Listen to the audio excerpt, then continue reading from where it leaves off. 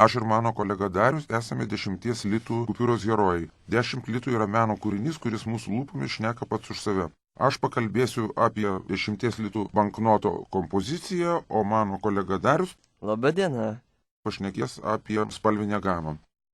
Taigi, kompozicija nėra sudėtinga. Mūsų portretai yra dešinėje pusėje, melsvai pilkos spalvos, graviruoti ranka. Juos išgraviravo Orel Füssli kompanijos graveris ir šitas banknotas buvo atspausdintas Šveicarijoje.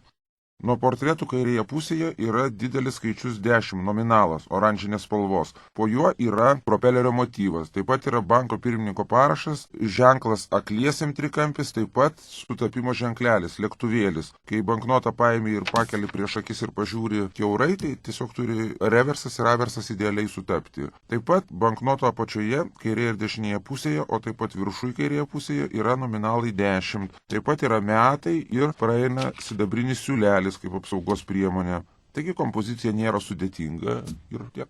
Pašnekėsiu apie 10 litų banknoto spalvinę gamą. Banknote vyrauja melsva spalva su violetiniais motyvais ir oranžinis ryškus 10 nominalas.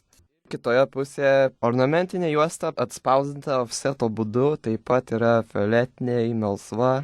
Fonas turi spalvinį perėjimą iš melsvos į oranžinę ir vėl į melsvą.